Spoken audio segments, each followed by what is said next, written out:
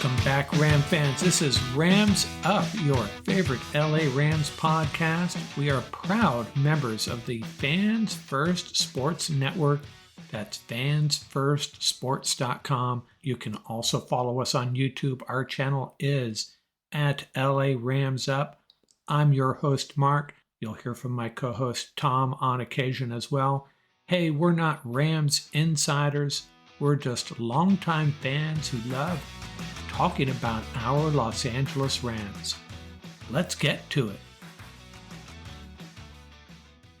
Welcome to another edition of Rams Up Roundtable. I'm your host, Tom, at Rams Beat on X, and joined today by a regular guest, Ian. How you doing? Doing good, gentlemen. I mean, God, the off season's flying by, and before you know it, we'll be at training camp in Woodland Hills. How about that? Oof. Woo! Gosh, it is flying by. And also joined by my co-host on Rams Up podcast, Mark. How's it going, Mark? Pretty good. Always good stuff to talk about. Let's get into it. Lots of good stuff to talk about always. So today we're going to dive into the depth chart. Post-draft, we did a deep dive on it before the draft and found some monstrous holes or craters or whatever you want to call them. And it was bad, Tom. Shoot. Yeah, and I'll tell you what, this front office did an amazing job of filling those holes. So we're going to go through the post-draft depth chart today, get our takes, outline who's where, and what it looks like. So let's dive right in to the defensive line.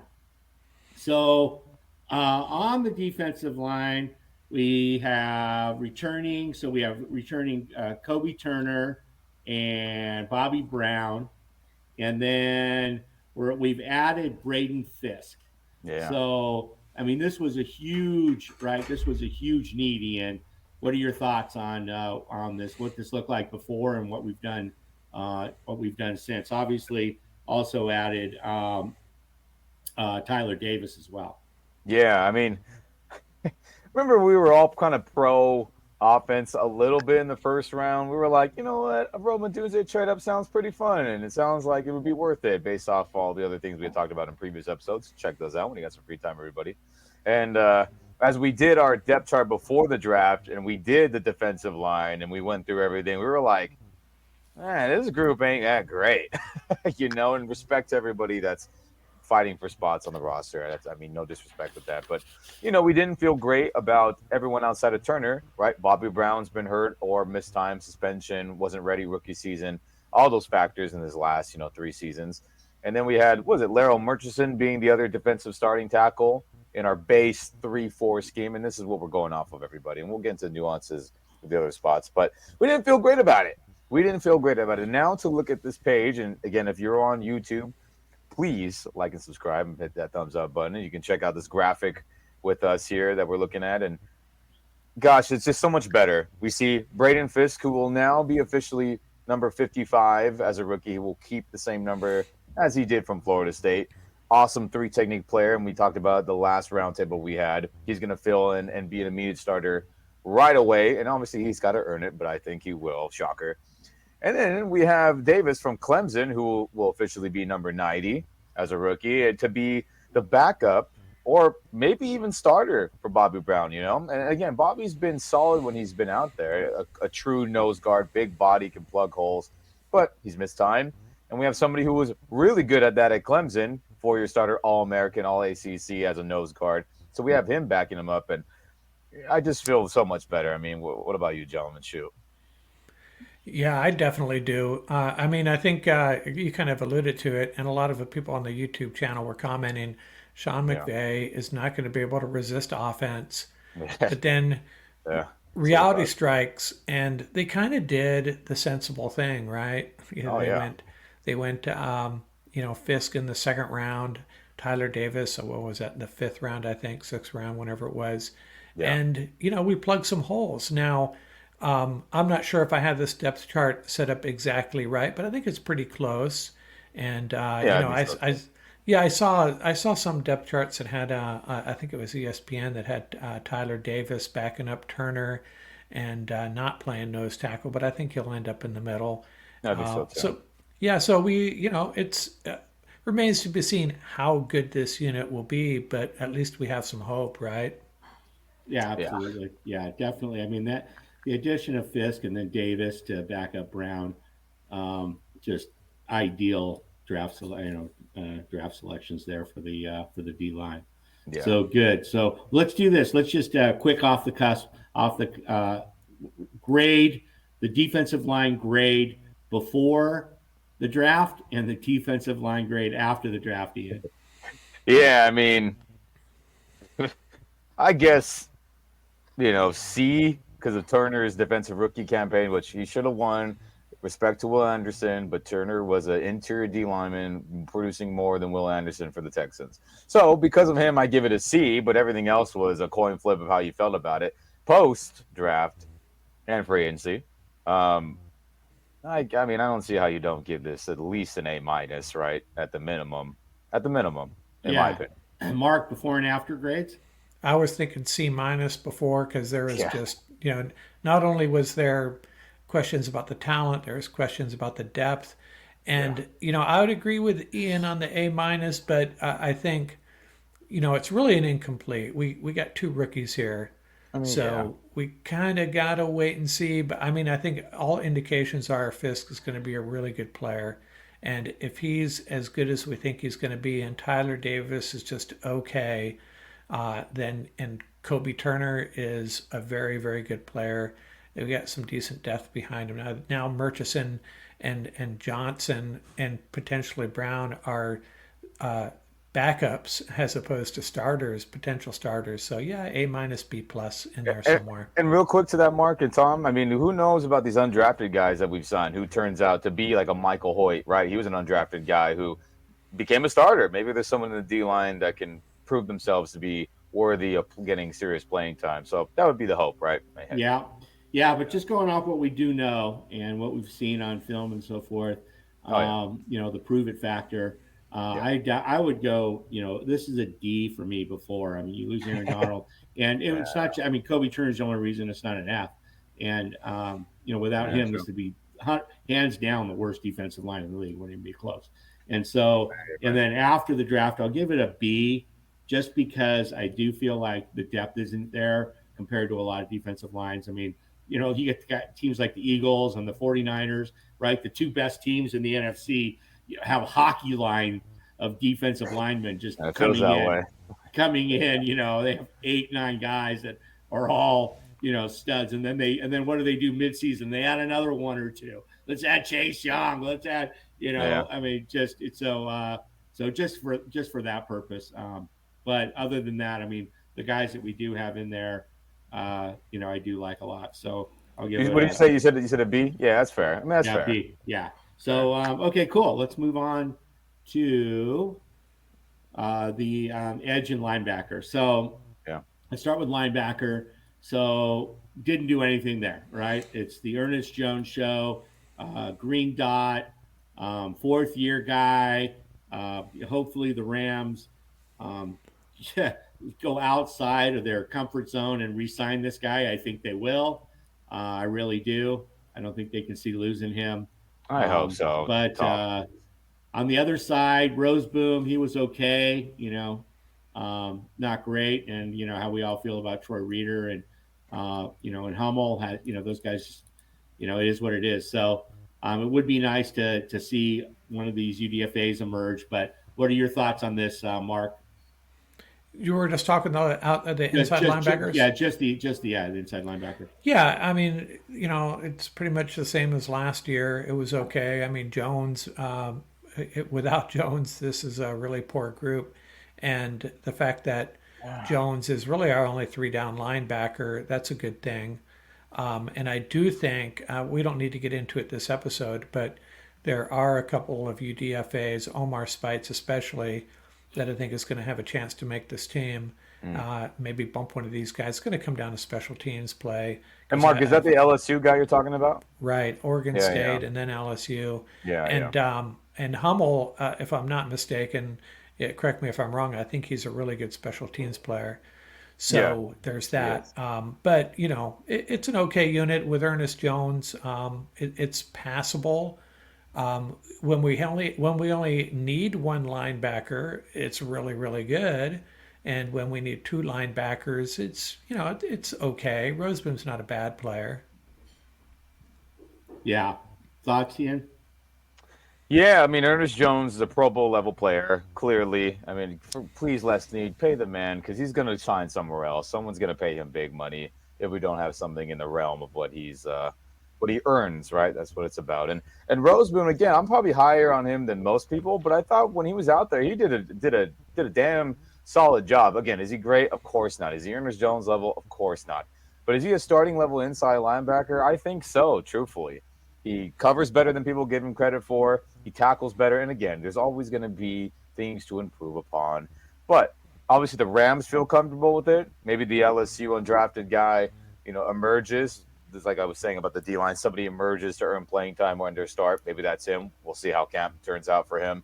But for them to, at this moment, I'm not hating it. But we'll see how it plays out. So, hey, I wish Roseboom another productive season, please. Yeah. And then, great, just inside linebacker grades real quick, Ian, before and Yeah, after. I I mean, mean, there's no before and after, right? It's before, it's the no, same there is. thing. I mean, look, and I'm so high on Ernest Jones, man. I mean, I gotta give it a B minus based off him, and then based off what Roseboom did do last season, and hope that bar continues to be the same and or get better. That's what I give it right now. But I can argue for the C plus depending on it. So I say B minus just because Jones is awesome. Just Jones and Mark. What's your grade on Yeah. that? Yeah, I'm thinking B as well. Maybe a B minus because I don't even want to say it, but we're one injury away from real mediocrity. I mean, yeah, So, From but D or an F. Yeah. Yeah, I'm with you. right, Yeah, right. no, I mean, you can only have, if you have two guys, now one of the guys is off the field a lot. So to be fair, it's not like, so especially with what they're, that's probably why they didn't get deeper here, is they're going to yeah, play probably a lot of yeah. I that dime expect that. safety look. So for that reason, I'll give it a B just because, you know, Ernest can hold it down. So, Yeah, but let's move into these edges, the more exciting position for us here.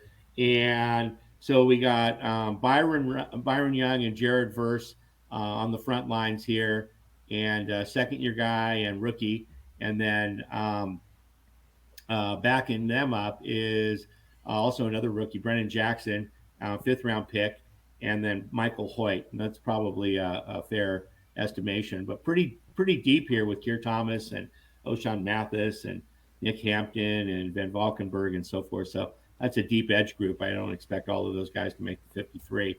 But Ian, yeah, what's your take on the addition of Verse in particular, our first pick, right? And then also yeah. Jackson to reinforce this group. Yeah, I mean, look, to win a championship, you have to have multiple guys that can rush the passer and get to the quarterback and make the opposing offense pay, right? And last year that was an issue.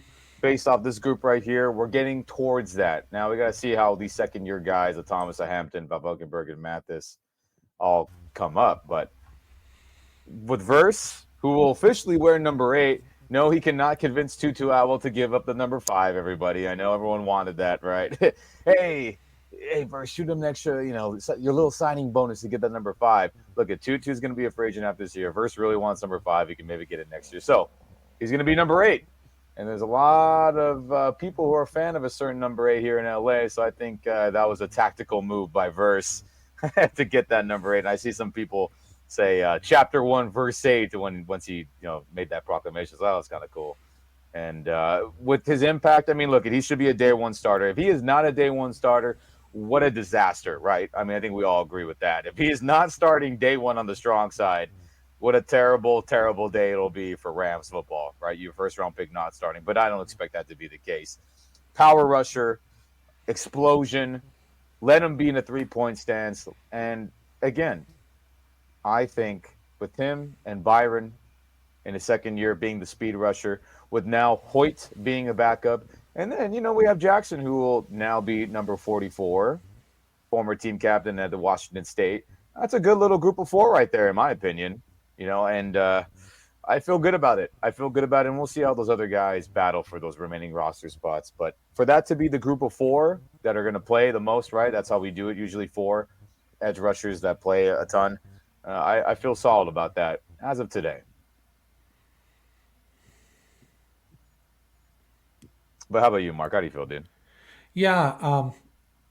Well, first of all, I want to say I put this chart together, Young and Verse as the starters, and I remember as I was doing this, I was remembering what Michael Hoyt said after the Rams drafted Byron Young and Nick Hampton and O'Shawn Mathis, something to the effect of, "Hey, you're going to have to come take the starting job from me." I like So, it. Michael Hoyt, if you're looking at this, I apologize. I do not. I'm not totally giving up on you, and yeah, I agree with you. Verse has got to come through for us. He's got to come through. Yeah. Although I would say, and I could be wrong, and Ian, you may be going to disagree with me. Game one, first defensive snap, regardless of what happens, it could still be Hoyt out there for the first snap for the first series, and maybe you know what I'm saying. It may not No, be. I mean, Go ahead. Mark, I mean, the first snap of the game for that official, like start, like that. Who gives a damn about that? I know Right. there's a lot of people for like the Iron Man streak that Eli had and a Brett Favre had. It was like Right. who's out there for the first play. Whoop de do for defense. Are you out there for 99% of the game, or 95, right, at least, and affecting and being out there to be a difference maker? That's what I care about. Yeah, So, okay. I just wanted to make sure yeah. that that fans, if they see Oh, Michael sure, yeah, Hoyt and Byron Young out there for the first snap, don't panic. You yeah. know, I he won't. is a rookie, and it could take one or two series. It could be just a matter of respect to Michael Hoyt, Yeah. but we'll see. But this group is really deep and talented, and there's a couple of guys that aren't going to make this roster for sure. So I feel really good about this group, a lot better than I did last year because of Verse and Brandon Jackson. I think even though he was taken in the fifth round, I think he has a really high ceiling. He's a good fit for this team. Mm, Yeah. Okay, it's time for grades, guys. yeah. Ian, before and after, before the addition of Verse and Jackson. Yeah, before, I mean, truthfully, it was a playoff caliber edge rusher. Was it perfect? Edge rushing unit, right? Young and Hoyd with the other young bucks. So I would B minus before. I think with Verse now, I'm going to give it, objectively, I'm going to give it, or Verse and Jackson being added, I'm going to give it a B plus, borderline A minus. I'm leaning towards more B plus, just because we got to see what Jackson does, right? And we're hoping Verse makes this an A minus to an A plus, of course, but that's my B plus as of right now. I'll say just objectively. Yeah, Mark, what was the before and after grades? Yeah, I right spot on with the B minus before. Young has proven himself to at least be a decent edge rusher, and I was going to go A minus. Um, B plus when you consider the frontline guys and potentially better depending on what happens with Verse. But for the depth, I think we have decent depth here now, so I bumped it up to an A minus. But I wouldn't argue with a B plus. Yeah, I went with a, a C minus before. I mean, I Byron get was it. good. Byron was good, but I mean, Michael Hoyt just isn't. He's a. I think he's a solid backup. Like where he's at right now, and he can come in there against their D tackles, rough them up a little bit with his bull rush and so forth. But he's just not going to get to the quarterback that much, especially without Aaron Donald on the field. So I Yeah, feel I like feel it it. was pretty light. And then, but after the fact, I mean, I love Verse, one of my favorite players in the draft. And then I also am a big fan of Jackson. And so I'm going to go with an A minus at this point. So I think it was a huge, huge, the defensive line and the edge, as we all saw in that pre draft depth chart review, were, just so reinforced. It's just awesome. So Yeah. let's move on to the secondary. So this was done, nothing done in the on the cornerback front. We'll start there, and then we'll Yeah. get into safeties afterwards. But nothing done on the cornerback front, much like the inside linebackers front in the draft. So it is what it is. Two free agents in Darius Williams and Trey White. And here we go, guys. Are we Yeah. okay with no cornerbacks drafted? Ian? Yeah, I mean, I'm not. I mean, it would have been nice, right? I mean, I would have liked to maybe, not maybe. I would have liked to have seen them draft some corners, higher in the draft. But I'm not mad about the decision. Maybe they feel better about Kendrick. Maybe they feel better about where Kobe Durant is, and where Tre'Davious Tomlinson is, right? And it is what it is. But I do like Darius Williams coming back, just like when he signed. People like to hate on Darius when he was a Ram, which still it bothers me. It bothers me. He was a good player for us, everybody. Dang it. So we expect him to play good again, just like he did this last couple years in Jacksonville. And then Trey White's a coin flip, right? We're hoping that he's recovered fully from the two major ligament issues that he's had, Achilles and ACL. But if he ends up being anywhere close to his all-pro level, like a Pro Bowl level corner, I mean, what a home run that is. So we're gambling on that highly to work out. But before and after, even after the non-additions, I mean, I feel like this group is a solid B, and we'll Yeah, see if solid Trey B. White can bump that to a B plus A minus. Yeah, I feel like Trey White has to stay healthy. Otherwise, Yeah, could with trotting Kendrick out there and Durant yeah, and yeah, Tomlinson and John. I mean, it's just I yeah, don't know, man. But yeah. I know. Mark, what are your thoughts? What are you happy that? Are you okay with the fact that we didn't draft any cornerbacks? Well, certainly surprised, but if you consider the fact that they decided, I think it was a strategy that they adopted. Let's go get our cornerbacks in free agency and let's address the defensive line in the draft. That seemed to Yeah, be the approach. And, signing D Will and T White, that's an upgrade over what we had there last year, right? T White's got to stay healthy, though. So I'm okay with this unit. I'm surprised that they didn't draft at least one cornerback, though. And this unit, considering that, if Lake plays where we think he's going to play, it's going to be a pretty good unit. Again, we got two guys that started a lot last year now as primary backups. That's not a bad situation. And I'll throw out there, someone has been throwing it out on our YouTube channel in the mm, comment section a couple of times, and I don't know. At first, I was like, no, it makes no sense. But mm. Witherspoon's still out there, right? Kello is. I mean, Yeah, he's him. still out there, and Xavier Howard's still out there, Mark. I mean, yeah, there's some guys, man. Justin Simmons. I mean, that's a safety, but like, there's some players that have been yeah. really good in the So league. if White is struggling a little bit in his comeback, maybe they bring in someone else. I'm not sure. Maybe some restructuring Yeah. has to happen and so on. But overall, this unit's it's not remarkable, but it's deep, and I have a lot of faith that they're going to get it done, especially with the guys playing behind them. Yeah, I'd give it a B also at this point, as long as it's all healthy. But for that reason, maybe it's a B minus, just because I just don't trust this depth at all. I mean, there's nobody on that in that depth that I feel like could step in and just ball at an edge, at one of the corners. And, and gentlemen, real quick, I mean, Akello, who was our best corner last year, he didn't get signed with us until like late June. Right? So I mean, there's still tons of signings on the cheap that could totally happen with the secondary. I mean, any position, because I think the Steelers cut him like a week before that, maybe something around that time period. And we were like, we'll take that guy. So there's always that to be considered with the secondary, especially because injury and experience, all that stuff. So we'll see. Yep. Post Q1 cuts, the Yeah. second wave of free agency. We'll see. And we did have, I think, five UDFA defensive backs, maybe three cornerbacks, two safeties, something like that.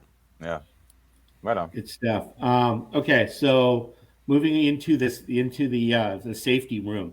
So we we drafted Cam Kinchins, and now so we got the Cam and Cam show with Cam Curl in free agency, and I mean, this was not an upgrade. This was a complete overhaul, right? I mean, basically, your Yeah. two guys obviously lost Fuller, but coming into the draft, I mean, this was definitely an F, and in my book, and now with these two guys, I mean, we'll see what happens in terms of a little depth there. Yeast, Taylor. We haven't seen much of Taylor. Yeast is so.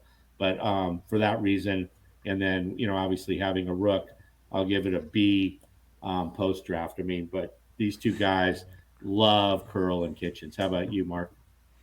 Well, I let me say this: if we didn't sign Kitchens, Lake would probably be our cornerback. So, I mean, if we didn't draft Kitchens, so it probably wouldn't be as bad as you think, although it would affect the overall unit having to move Lake back there. So it may not be that bad, but man, it was a big deal drafting Kitchens because now we can kind of leave Lake where he's best suited to play. Mm-hmm. And I like this unit. I think it's a theme through all these Rams units. The depth may not be what we like, but that's true with 30 other franchises probably, or 28 of them.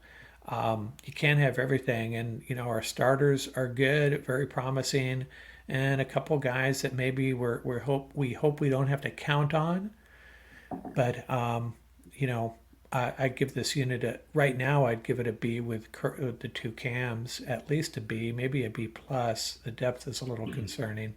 Yeah, Ian. Yeah, I get it. And I think with this safety group, I mean, it's more complicated than the graphic is showing, obviously. And I'll explain. So Quentin Lake would be the starting free safety if Kitchens was not selected, right? And we're hoping Kitchens can earn that spot. He was one of the most productive players at the University of Miami, other than Sean Taylor and Ed Reed, based on their people's, highly Right. spoken words about him. So that's good news for us. And for everyone that's on YouTube, I have the graphic here on my left side, your right side on the screen. I have Cameron Kitchens in number 24. He will be officially number 26 for the Rams. I think he originally claimed 24, or he wanted it, but then speaking of number changes, Darius Williams, who's had like 3 numbers as a Ram, 31, 11 in the Super Bowl season, signed with us to be number 33. And then he's like, you know what? I want number 24. So Darius Williams will be 24 now, guys. Keep an eye out for that. Kitchens will be number 26. And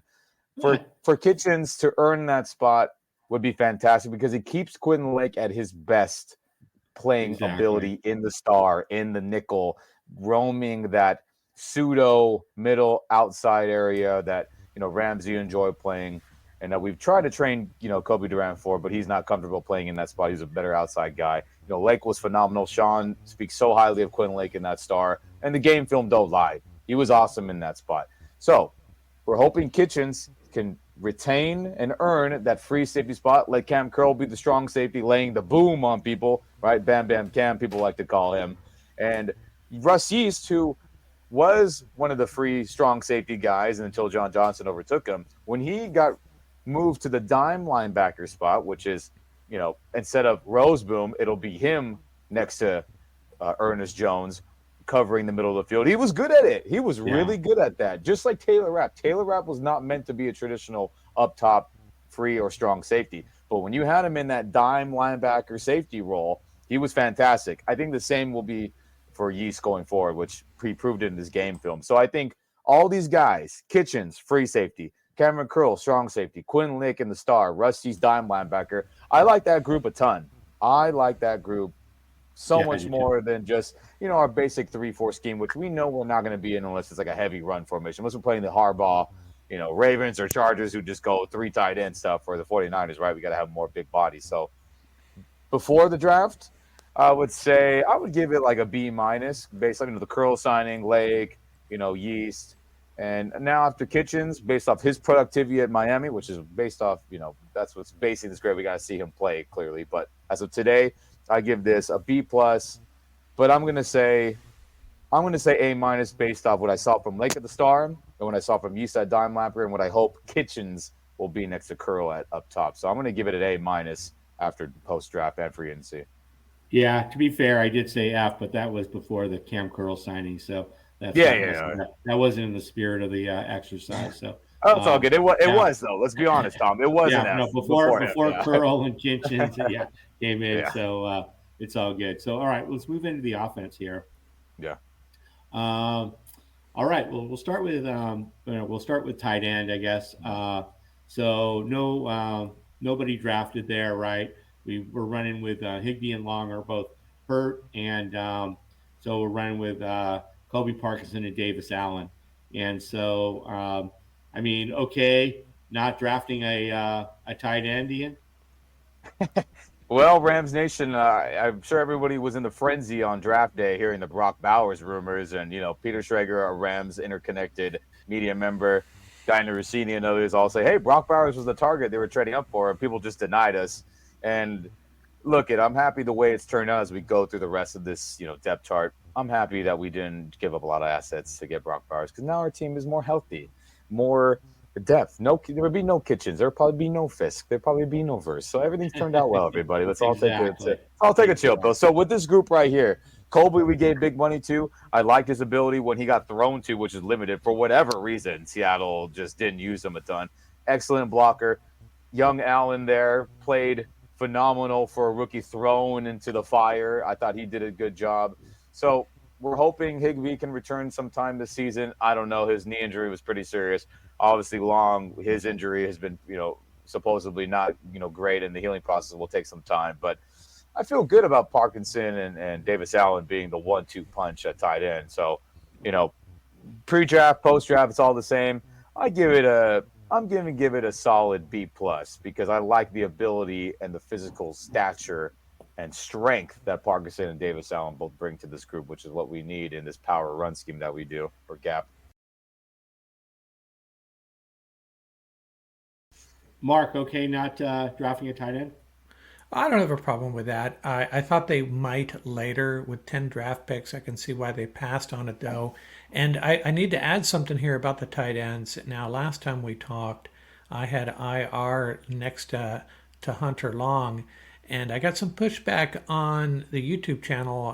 One gentleman claiming that Hunter Long is good to go, and I don't know if that's true. And I've seen my special assistant. I'm not sold yet. My special assistant found some a feed of someone commenting that Hunter Long was running with the ones. It looks good, but I'm not convinced. But it's only May.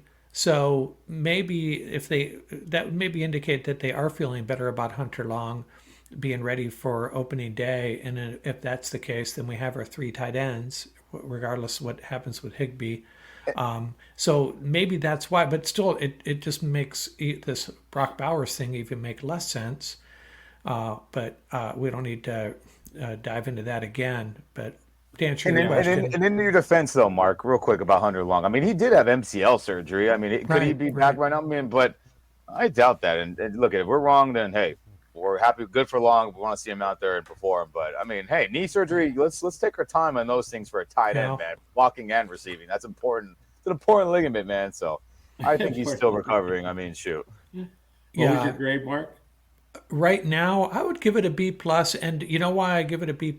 I mean, I'd lean towards a B, but Parkinson is a blocking machine, and he may be the best blocking tight end we've had in a little while, even better than Higbee. So for that reason, I'll give him a B+. I'm with you on that. I'll go B+ too, and fair just enough. Because none of those guys have had any, aside from Higbee, who's obviously hurt, have had any kind of volume. I think Parkinson had something like 35 targets, 25 receptions. What was Seattle doing, Tom? I mean, guys, what were they doing up there with him? He's a freaking monster. They had another tight end, obviously, and so I know Noah Fant's clean too, but my God, I mean, I don't know, whatever. So I'm looking forward to him. I'm looking forward to him having a breakout year on the receiving side as well. Obviously, we all know he can block, so. I did want to make one more comment on tight ends. I mean, I love McVay and Snead. Now, last year they were trying to trade up for Dalton Kincaid.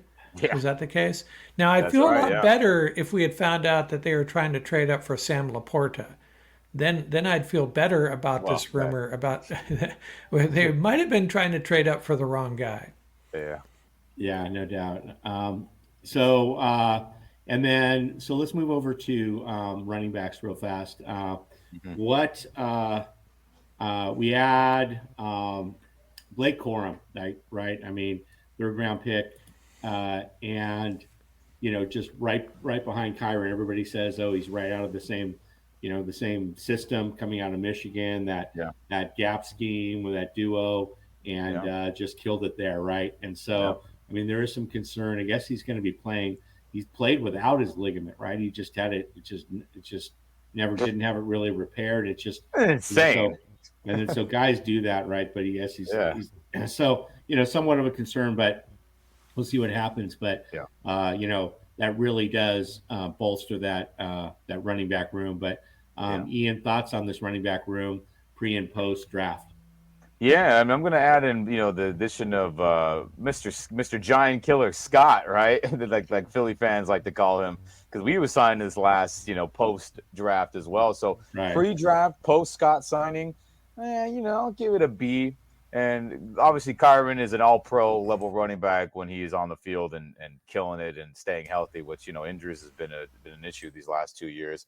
But now Rivers, who we know can run the rock. We have Corum, who is one of the best players in Michigan Wolverine history based off their fan base's comments. And the stats don't lie, dude was a monster there. That, along with Giant Killer Scott, who is that change of pace back that I know a lot of our fan base were hoping for someone to be a scat, kind of quick, agile, out of the backfield. Oh my gosh, look at him juke a bunch of guys out. Now we have that, plus the power dudes. So pre-draft, I would say B. Post, with the Scott signing, I feel great about this group. I'm gonna go A. Truthfully, I'm going an A. Hard, solid A on that one for sure. We don't even know what Zach Evans can do, right? And it's crazy. So, but health is going to be an issue here, right? So, Kyron has been hurt every year. Corum's had his share of getting banged up. So, Rivers has stepped in admirably, but having that change of direction guy in Scott is huge. And then I'm holding out hope for Zach Evans. I really think that this guy can. He's super talented. He just hasn't put it all together. I'm hoping that he gets some chances, but we'll see what happens. So. And real quick, Tom, quick before we get to Mark, I forgot to share. For everyone out there, I know Blake Corum, Michigan fans, I know you're all like, is he going to keep number 2? No, he's going to be number 22. Russ Cease is number 2, and that is who is in the back of my right side here on this graphic. Well, I think one day he'll claim number 2, but 22 is pretty good. There's been some good Rams running backs, number 22 in the deep past, if you guys know. But sorry, go ahead, Mark. Oh, no, I was just going to say, this unit, going in at least to B. I think Kyron Williams is the top 3 or 4 running back in the league. And now it's got to be an A. I'm wondering if Boston Scott is going to fill the role as the returner. And I think so. Yeah, and if he is, that may be Zach Evans' saving grace to stay on this roster, because I don't know. I don't think Ronnie Rivers is going anywhere. But yeah, this is a solid unit, man. And I think Zach Evans, Tom, you want to see what he can do. We're going to find out in the preseason. He's going to be getting a lot of carries in those 3 preseason games, I have a feeling. Yeah, I do too. And the Rams typically carry 3 running backs on their 53-man game day roster. So so it's something's going to give here, right? And obviously, when healthy, Corum and Williams have a spot. If Scott's in there, I don't know. So we'll see what happens. But something's going to give. But I think Evans would survive on the practice squad. I think so too. Yeah, and so maybe because of that return position, they do keep 4. Who knows? We'll see. Maybe Rivers would probably survive on the practice squad as well, actually. Meaning that he wouldn't get claimed by another team. Yeah. So before and after grades, Mark. Oh, I think I already said I'd give it a B going in and an A at this point for B sure. And an A, yeah. I'll agree with you guys. B and an A. If not a B plus going in, Kyron Williams is incredible. All right, moving to the quarterback position. Obviously, no quarterback drafted. Have you guys heard anything on Stetson? Have any updates? Anything? God, that has been a silent as can be, even from when he originally left the team, right? I mean, that's been respect to the Rams, though, they kept their Aaron Donald stuff as tight zipped as could possibly be, right? No big media outlets were able to get their hands on that big news, so that's good. No one could really get their hands on the Bennett stuff other than a few people, and even them, they kept it quiet and under wraps, which, respect to the situation. There was obviously some some serious personal stuff going on with Stetson. But I see clips; he's out there throwing the rock, and he must be in a good spot, which is good for him. We're always, proponent of you taking care of yourself physically, mentally, all that stuff. So football is a priority again for him, and so that's nice to see. And with this group, my friends, I mean, Matthew Stafford's the top 10 quarterback minimum. He played like a top 5 quarterback majority of this past season. Garoppolo is a former starter. Bennett's a national champion. I'll be nice about it. His preseason woes dealing with stuff. And I don't know how you don't give this group an A today before Garoppolo signing. Maybe you would say a B minus just because there's no one behind Stafford, right? That was the thing. Stafford's elevating that to a B minus. But after Garoppolo, Ben's return, I mean, this is an A quarterback room, in my opinion. Yeah, What Mark. about you? Yeah. Yeah, I'd agree. I'm just concerned about those first 2 weeks. Bennett better be ready to go, and Yeah. hopefully we won't need him. But the fact that we haven't done anything, I mean, Desert Wind's still there. I should have put him on here. Maybe they carry Desert Wind for those first 2 games, but they have to create a roster spot for him. Is that how it works? I know there's some special rules about quarterbacks. Yeah, Tom's it's expert on complicated. this. Yeah. Yeah, but that's maybe what we're going to do is roll for 2 weeks with just Stetson Bennett and cross our fingers. But yeah, this unit's an A just because of Matthew Stafford. I've seen these people throwing out the clickbait of the best quarterbacks in each division and so on and so forth. And Oh, it's if dumb. I know if Matthew Stafford, if you don't think Matthew Stafford, he is the best quarterback in the NFC West. Conversation's over. So yeah, I feel we're good Can about we this comment unit. about that real quick? I've seen some of this nonsense about Kyler Murray, Purdy. Look Right. at guys. Look, everyone has their team and who they root for, but it's like as football fans, everybody out there and all Rams Nation, defend your quarterback from this nonsense. If you are a keyboard warrior, I want to see you defending Matthew Stafford, all right? Because golly, like, how about this? If Matthew Stafford was on the Cardinals, how much better would they be? If Matthew Stafford was a 49er, how many Super Bowls would they probably have? Let's just be real about it, right? Shoot. So I don't want to hear this nonsense. Right, Paul? Matthew Stafford is the best quarterback in the NFC West. Hopefully, hopefully he's able to hear me say that. But I just wanted to share my thought on that, Mark. You got me a little riled up in a good way That's fine. about You our you saw the quarterback. same stuff I saw Oh, I've probably, seen and just nonsense. I've yeah, seen nonsense here, and it's just yeah. crazy.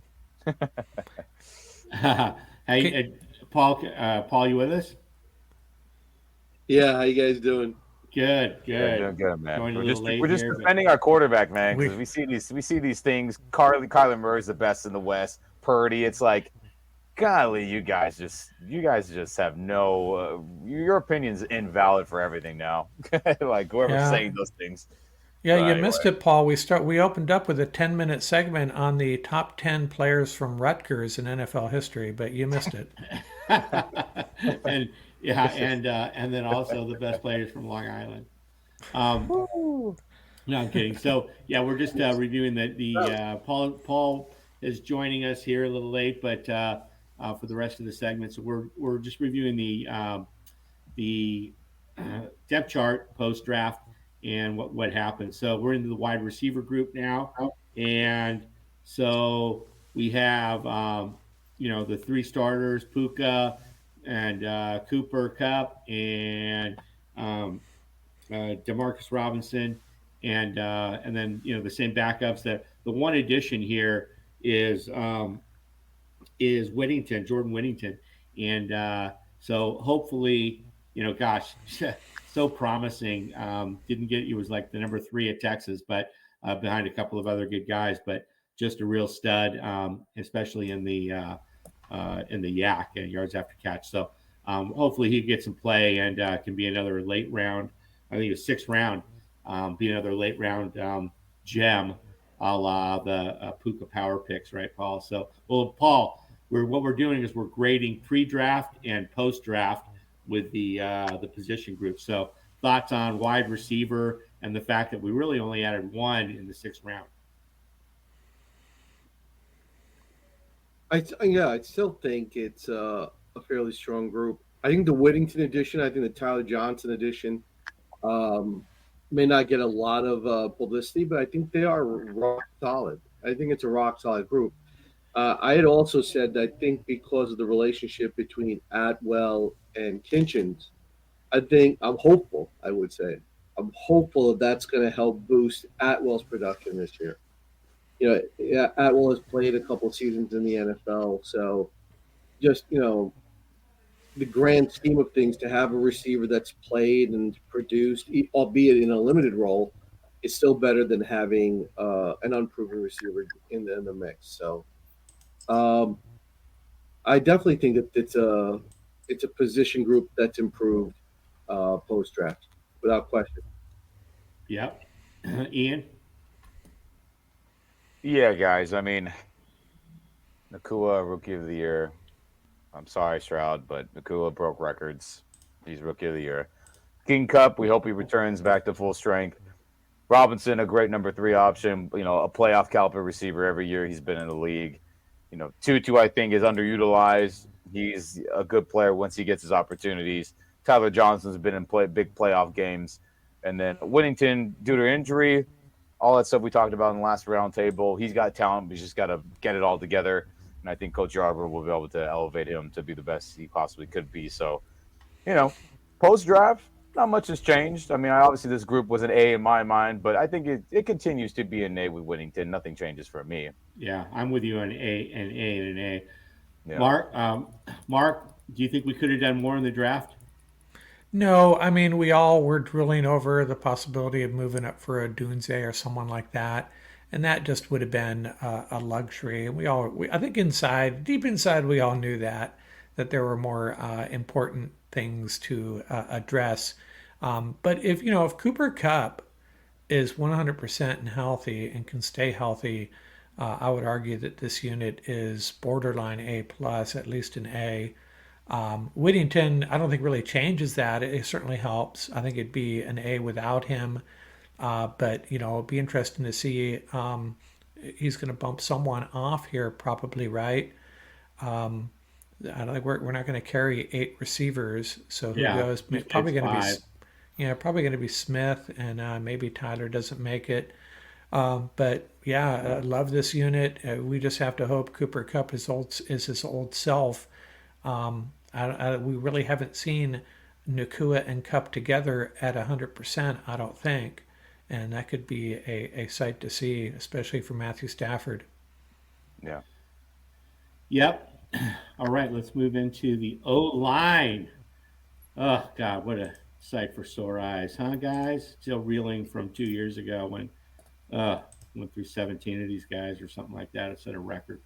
Um, but where we're at now with Alaric and Jonah on the left, Villa moving to center, Kevin Dotson and the Havenstein monster on the right, holding down the right. So, but Yeah. really, coming in, Note Boom, kind of that swing guy. Really, we talked a lot about it. Really, nobody to back up at center. Now Limmer pops in there, and then Yeah. we just got a bunch of guys that have seen some action. Leviston, KT Leviston is exciting player, and but these other guys, it's Miller, and there's I think we got a fireman or two in here, and so but yeah, so really only a couple of backup depth players on the offensive line. Ian, thoughts Yeah. pre and post draft? Yeah. Pre-draft, based on all the signings and all that. I mean, shoot. Definitely A. Post draft, we get Levinson, who was thrusted into tackle duties when he was originally a guard. He'll be number 66 out there, Rams Nation. Bo Limmer, who is center or guard, kicked ass, beat the crap out of people at that spot. He will be number 50. Keep an eye out for him in the preseason, everybody. And gosh, much needed depth at those two spots. Guys who can play multiple different locations on the O line, which is what Snead and company like very much. That addition with the big boy signing of Jonah Jackson, Avila moving to center. I mean, I'm going to keep it at an A. Say you. Yep. Paul, what are your thoughts pre and post draft? How much impact did Limmer and Leviston add to our depth? And will they make we carry 8, we almost always carry 8 um, uh, offensive linemen. I don't know if people know this. You get one free offensive lineman. If you don't carry 8 offensive linemen, you can only have 52 on your active roster. So it's basically an eighth offensive lineman gives you free depth and or free 53 man. So 8 men, always 8 offensive linemen. Um, Adding Limmer and Leviston, do they make the 53? Paul? Yeah, I think the Limber edition is just phenomenal. I think that was such a great draft pick. By the way, little tidbit of information. We talked about Jordan Jefferson being a Puka Power pick, the kid from LSU on defense, leading combine in reps. Guess who led the entire combine in bench reps? It was Bo Limmer. So that's how impressive this kid is. Across the board, Limmer can back up at all three interior positions. I think McClendon is also a great player. Um, I think when you factor in Limmer with the addition, now that we have Jackson and Dotson and Noteboom, I just think it's just a great position group. I think this is probably, in my opinion, the strongest position group on the roster, without question, is O line. Amazing. This thing has been completely rebuilt, except for the Havenstein monster from the Super Bowl. It's amazing. Mark, what are your thoughts? Do you think we could have done anything more here? Are you happy with what we did on the Limmer and Leviston No, picks? I'm happy. I think, Paul was spot on. I did some research afterwards, and Limmer might have been, by expected draft position, might have been one of the best values in the entire draft. And, I know you say 8, and can we carry 9? How big of a deal is it if we carry 9? Yeah, What's it going to cost us? never. Because I mean, I, they've never done it, and it just it just takes away from And to be honest, it's also going to be I think with the change. Well, actually, the change in the kickoff rule might actually they might carry one more, right? I mean, because it's much more of a this offensive line becomes much more prominent in special teams. Because I, Um, because I just really want to keep Leviston, Noteboom, Limmer, and McClendon. That's where I'm going. That's where I'm coming from. But if it's yeah, going to be 8, it's going to be a good decision, a tough decision. It's a good problem to have. Someone's going to get, maybe Noteboom gets traded. I don't know. But depending on maybe if they see what they like, if they like what they see with Leviston, they can move on from one of these other guys. But yeah, man, this is a I know teams, defenses have a different challenge facing the Los Angeles Rams these days as opposed to a couple of years ago. yeah, no doubt. So yeah, I think everybody's giving this group an A for sure. So we lost Ian temporarily here. So we're going to go on to special teams, right? So, we got Evans back as our punter, and our long snappers intact with Ward. New place kicker in Cardi drafted, and obviously kicker woes last year, like Paul points out, probably cost us a couple of games. And then with this new kickoff rule, we don't know who's going to be our kickoff returner, right? Quorum. Is it going to be Boston Scott? We don't know. So, but are you glad we selected a kicker in the draft, Paul? Yeah, I mean, listen, if the kid holds down the spot and the kid turns out to be clutch, um, it's a great move. There's no question about it. So there's a lot made about what should you have. Should you draft a place kicker or not? I mean, in this scenario, they got the best place kicker in the draft. So Cardi. So the kid's definitely got potential. There's no question about it. The returner situation is the one that I find the most intriguing. It seems like between even the UDFA, like with Logan, who has a great track record for returning kicks, they got about like 5 players that could legitimately return kicks on this roster. So it's gone from a position that was almost given like not even given a second thought. Now all of a sudden it's a major focus, which I think it can be a real weapon for the Rams. So so I think Scott would be a great choice. I think Logan would be a great choice. They got a couple of other receivers that have that experience. So I think this is something the Ram Nation has not seen in a really long time and would welcome it. I think the most interesting thing will be place kicker, how this turns out. I don't know how much rope Cardi's going to really have this season. I think the Rams are going to be, if there's any sign of shakiness, I think the Rams are going to bring in a veteran kicker. But the kid's got. I will say this though, Cardi's got the demeanor. If there's any young kid that you bring in to hold down the spot, Cardi's got the demeanor to do it. He's laid back. He's quiet. He's got that quiet confidence. So I'm really hoping that he does lock it down.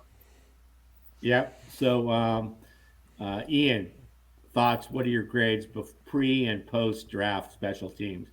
With going Well, from no kicker to the best kicker in the draft. yeah, I mean, I don't know how. Look at man, I like what Evans was, punting the ball. Obviously, there were some things that McVay commented he could be better at. Rookie, I thought he did an admirable job. Long snapper, we just hope the dude just doesn't hit the dirt when he's hiking it right. That's really it, and hopefully Ward can just execute that and be clean. Well, we had no kicker. I don't know how you don't have this a D minus F, right? If you don't have a kicker, I mean it's just an F. I don't know how you don't have it any other way, truthfully. So with young Cardi here, Money Cardi, I see all the nicknames being thrown around everywhere. Playboy Cardi, like the rapper I've seen too, obviously with the K instead of the C. With Scott being a possible returner, maybe Corum and maybe even Whittington, right? I mean, this unit is at least a B now, in my opinion. At least a B. So that's maybe a little more generous than probably I'm giving it. An F to a B leap is pretty big, but we have a kicker who was very productive in college. We have Scott who has been proven to return kicks, both punt and kick return, and be good. And then I don't know, man. I mean, I hope this to be an A. Please, Cardi. Please don't stress us out and lose this games because of the kicking woes. Yeah, but no doubt. I give it a B as of right now. How about that?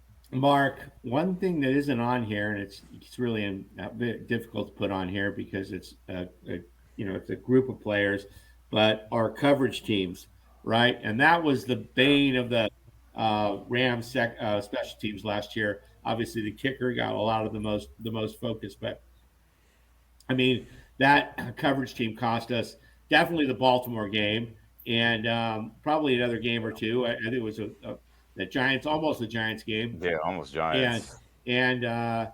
so, I mean, hopefully that gets worked out, but it's really hard to say, right? Because we don't know who's on that team right now, and so forth. It's kind of a shocker they retained the special teams coach. Actually, that's the one thing that I just don't understand. We're special teams in the league and keep the coach. So, but anyway, having said all that, Mark, thoughts on special teams pre and post draft? Well, I mean, I think the data's out there that we had by far the worst special teams unit in the NFL. I mean, it wasn't even close. It was legendarily bad, if that's a word. It was really bad. And remember, Ward got hurt. He missed a lot of the season. I don't think that was really that part of the problem, though. We had a strategy of fair catching kicks all season long, so we had virtually no return yardage, and we had no kicker. So I mean, Ethan Evans was the bright spot, and he was just pretty good, I think. So yeah, it's a big improvement now for you listeners. I have as the returners Boston Scott question mark, Blake Corum question mark. I kind of doubt if Corum is the running back we think he is. He's probably not the returner. But then again, we had talked earlier. I think it was Paul or Ian, or maybe it was you, Tom, that said that the return with the new strategy is going to be think of the returns as the kickoff returns as a running play, and if that's the case, maybe they do use Corum in that role. But yeah, it's you got to feel a lot better about this unit and the coverage, like you alluded to, Tom. It comes down to the coaching, really. That's the way I see it, and it just wasn't happening. So if they get that squared away, the coverage part of it, this unit will be a solid B. Yep. Yeah. B. I think B's all around. Okay. We're going to summarize the grades here on what we have on on just real quickly here. So post draft grades, defensive line A minus. This is the average of what we all said. Inside linebacker, I think it's the worst grade on the team at B minus, just because we pretty much only have one guy, and then a bunch of other guys that probably wouldn't make any other roster, quite frankly. Roseboom and Hummel and these other guys would, or they. Let me just put it this way: they would all probably survive the practice squad and not get claimed. At edge, A minus, cornerback group B, safety group B plus, tight ends B plus, running backs A, quarterback A, wide receiver A, offensive line A.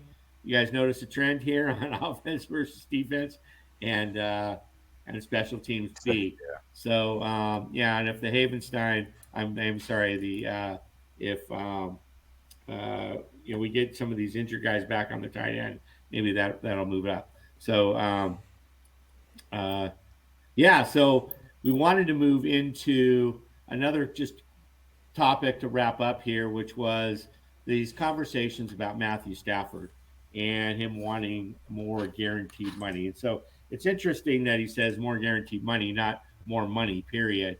And so just to kind of recap, Stafford's made in this new deal from 2022 till now, he's averaging about $42,000 a year.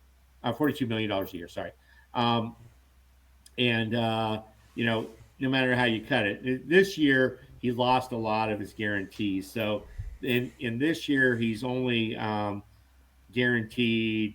Well, right now he's guaranteed is $31 million in salary plus 6.5 option bonus, so 38.5. But 2025 is really, I think, what he's after in terms of guarantees. He's only guaranteed $10 million next year, and on what would amount to even a pretty low compensation in terms of 28.5 million, and 2026 37.5, which are they're not void years, but they're they were put in there in order to spread out his signing bonus over 5 years instead of over 3. So bottom line is, if he's basically saying, hey, we got to start looking at next year, which is fair enough. It's the number one position in the NFL. All these guys have, the top guys like he is, top 10 guys have, 4 or 5 year guaranteed deals. And, obviously what's different about him is he's a little older. McVay says he's going year to year and so forth. But I think he's looking for a little bit more than 10 million guaranteed next year, which is really all he would end up with if he did get injured. And I think that's really what he's looking for, is injury guarantees. So anyway, that's kind of the summary. What do you think happens in this, Paul? Do you think they re-up him and give him, another, $25 million option bonus guaranteed or something like that, going into an injury guaranteed going into the season? This is going to be an interesting scenario. I personally think he has 3 years left in the tank easily. That's my opinion. I think he has 3 quality years. Agreed. Now, how it shakes out for the front office, that's a different story. I think they also agree. I think they know that as well. But how much can you really lock up in staff? I think Optimus 9, he is their key to another a trophy. I agree with Ian. I think he's tops. Still top. Ian, how'd you rank him before I had logged on? Oh, he's top 10, undebatable. Your football knowledge is revoked. Your opinions are revoked if you don't think so. Top 5 based on his end of season play and what the throws he was making. Let's be honest, Rams Nation. Defend your quarterback if you see some nonsense on the interweb sphere. I'm glad I missed all that convo, because I would have probably fallen out of my chair. So there's no question about it. Optimus 9 is the engine that drives the machine. There's no question.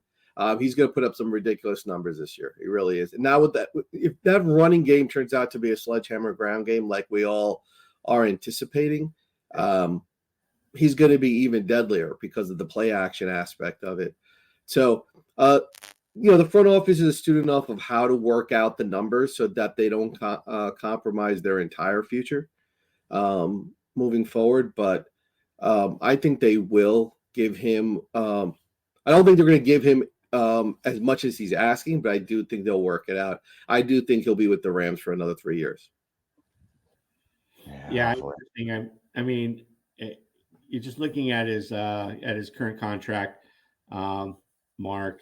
He's pretty much getting $26 million in option bonus, and it's usually it's been guaranteed the year before, right? So a lot of these guys, and especially quarterbacks, get their next year's compensation guaranteed at the beginning of the league year this year, right? So everything's guaranteed a year in advance, and that's how they do it. So it's a rolling guarantees instead of aside from their signing bonus, which is guaranteed all up front and then amortized. That's how these annual guarantees are done. And then there's also this $11.5 million roster bonus, which isn't guaranteed in advance. If he shows up and he makes the team, which he will if he just shows up, then he gets that as well. So I think that's what they could do. They could just say, all right, let's just do what we've done the last couple of years. You get your $26 million option bonus guaranteed for next year now, and maybe half your salary. You get $10 million guaranteed for next year of your 31, and then we'll just do another 11 million, and keep paying you $40 million a year as long as you want to play. Basically, that's I can definitely see that, but that's a lot more guarantees, and I think he probably deserves it. Your thoughts, Mark?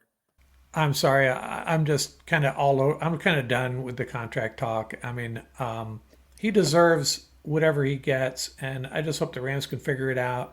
I wish it hadn't even gone public. I watched his special, him talking about he wants two more Super Bowl wins, and loved him for it. And then a couple of weeks later we hear this he needs more money. He can make so much money on advertisements and promotions and sponsorships, and I hope the Rams figure it out, but I can't even wrap my arms around that kind of money and needing that kind of money for security. I get it; it's a business, but I don't know. It just doesn't excite me. Even pondering this decision the Rams are going to have to make, and I don't know how much leverage he really has. How much leverage does he really have? The Rams want him, obviously. Does he have other options? Is he just going to walk, or the Rams going to trade him? How's that work? Where is he going to go? Is there another team that's going to latch onto him in some, godforsaken situation? I don't know. I just hope they figure it out and they put it behind him. I'll answer your question. I mean, he has 2 points of leverage, right? He can just retire and just say, well, okay, where well, but where's he getting his security then? Where's he getting but he's not. But he's also but he's not playing. He's retired and he's made a ton of money, right? He and what's his name from the from the Falcons. Cousins, Cousins have dominated the contract situations over there. I mean, then you got Ernest Jones sitting there asking for his new contract, and he may want to lay into Matthew Stafford a couple times in training camp here. But the bottom line is he could retire, and then the leverage there is, hey guys, where are you going to find a quarterback of my magnitude, to take all these other guys to the promised land for 35-40 million a year? The answer is nowhere, right? I mean, that's what what's his name from that I guess it's just frustrating to me that we're back here talking about more money for our quarterback again, but that's just how I feel about it. I love the guy, but it's not necessarily more, it's just guaranteeing it, and so forth. So and then of course his other his other point of leverage is and guys do this. We've seen plenty of guys do this. I don't think Stafford's this way, but when money's involved and agents get involved, he has a lot of money guaranteed if he gets injured. And so if Stafford, he's pretty banged up. If he were to get hit and he got, if he had to retire due to injury, there'd be a lot of money flowing his way. So that's the other thing. I don't think. I hope they figure it out. I don't read me wrong. I love the guy. He's probably my favorite quarterback ever. I just hate having to talk about this. Yeah, it's part of the game. Yeah. Anyway, Yeah. And in fairness to Optimus, though, they have done a pretty bad job of protecting him.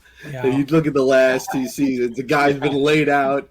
You know, how many quarterbacks did they have a spinal injury? You know, so it's like they have not done it. You know, they have laid him out there. I mean, so in all fairness, Tim, I'm surprised it only came up this season. I'm sure it's come up before. Yeah, I mean, he could take the Things have Tom been- Brady route as well and say, "Hey, use my money to Yeah, improve this team."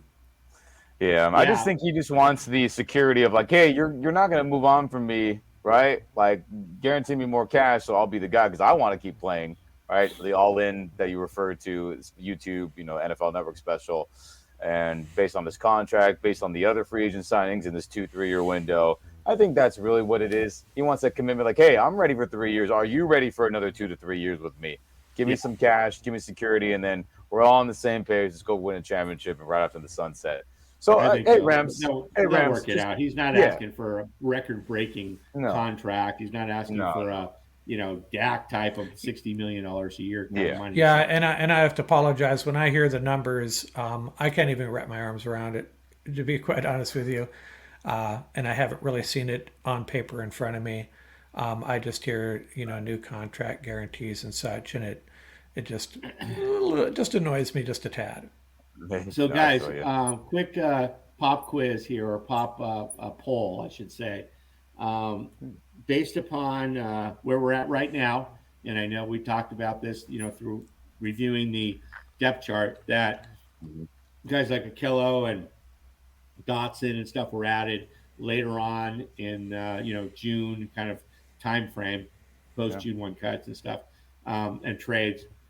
But where would you put the Rams' record? What would be your record prediction right now? Your win total prediction in based upon the. I mean, we know who we're playing. We just don't know when we're playing them. So the schedule release is just for everybody out there. It's not a lot of schedule releases are who are they going to play? Well, in the NFL, it's predetermined. The only thing the schedule release does is tell you when you're going to play them in week 1 through 18 and when your bye is. So we know who we're going to play. Paul, based upon this record we just went through, every position group's got a B or better, except for the inside linebackers are B minus. The whole offense is an A. What's your win total prediction preliminary on 5/7/24? 12-5. I think we're gonna have a 12-win. I think we're gonna have a 12-win season. Ian? God. I mean, look we're going to be realistic here. I think 10 wins is acceptable. I think 10 wins based off who we play, right? Miami Dolphins, Buffalo Bills, Jets, non-injured most likely. We got to play the West too. The Cardinals got better. Seattle got a little bit better. Niners are always a pain in the ass. I think 10 wins is realistic, and I think if we get the 10, we're getting in the tournament, and who gives a damn? But that's what my number is. 11 or 12, fantastic. 13, 14, obviously number 1 seed territory, but I think 10 wins is the double-digit 10 wins would be fantastic, and I'd be happy with that outcome, truthfully. Mark? I'll split the difference and say 11. I think this team, even without Aaron Donald, is a little bit better overall than last year.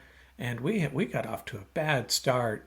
Got a young team. Got to avoid that slow start this year. But we still got, Matthew Stafford, these receivers, a great offensive line.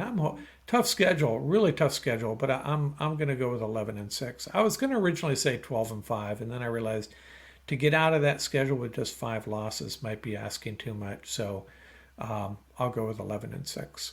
Yeah, I think that's a good. I'm going to go 11-6 also. Now, the reason I ask you, or one of the reasons I ask you guys is, get your preliminary thoughts here, and we'll, once we get the schedule and look at everything, and we're going to dive a lot more into this. But do you guys know that the Las Vegas odds for the Rams? You know what the Las Vegas odds for the Rams over under win total is? Let's hear this nonsense. I don't know. 8.5. Yeah, I'll bet the over on that. Yeah, and they are the 8th. You know how many teams make the playoffs in each conference, right? 7. And they are the 8th team. They have the 8th best odds to make the playoffs. So the teams to make the playoffs ahead of them are the Niners, the Falcons, the Cowboys, and the Lions to win their divisions, and then the Eagles, Packers, and Bears to get in as wild cards, and the Rams are a distant eighth. And so, yeah, not getting a lot of love here in Las Vegas, guys. And I can tell you, I'm going to be putting down a pretty penny. I'm trying to figure out which way to go. Is it bet them to make the playoffs? Is it, they have some great odds to win the NFC at 15-1, and so 14-1. And so, yeah, a lot of different ways to go here. I'm thinking the over. I mean, the odds to make the playoffs are almost even money, right? Just over. You get bet 100 to win 110, so a little bit of a bump. But I'm thinking you take just go over 8.5. I mean, maybe they win 9 games and don't make the playoffs, and you still win. So, yeah, that 8. The Ram. Bottom line is the reason I brought this up, not to get into a betting segment on Rams Up Podcast, but it's more than anything that our sentiment is vastly different than the public sentiment on the Rams. The Rams are being undervalued quite a bit out there. So, and the Aaron Donald thing probably has a lot to do with that. Yeah. Goes that way. What are you going to do now? You lost the best defensive player of the generation. So interesting. Well, good stuff. Great segment, guys.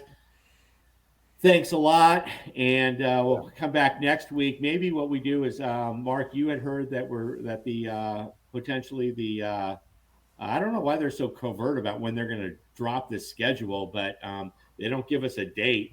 Well, I think they have now. Oh, they have now. Okay, so yeah, next Wednesday. They're saying the 15th. Okay, so maybe what we could do is do the roundtable a day later next week on the 15th and review the schedule and how that impacts the Rams and where our who we're playing when, who we start off with, and night games and Monday night, Sunday night, and Thursday night, and when our bye week is, and get into all that stuff. So we'll plan on seeing everybody next Wednesday. Probably record Wednesday, drop it late Wednesday or early Thursday morning on a scheduled release roundtable. So good stuff. Thanks, everybody. And this is Tom at Ramsbeat on X, joined by Ian, Mark, and Paul. As always, thanks again, and we'll catch you guys next week. Yes. Gosh, guys, football is here. It's here. It basically is. When schedule release happens, it's a little 2-month break, and now we're back in it. Happy to be here.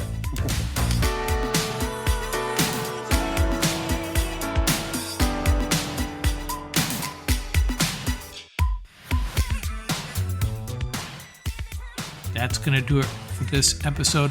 Remember, you can reach us at ramsuppodcast@gmail.com. And don't forget about our YouTube channel. Our handle is at laramsup.com. Till next time, keep the horns up, stay safe, and have fun out there.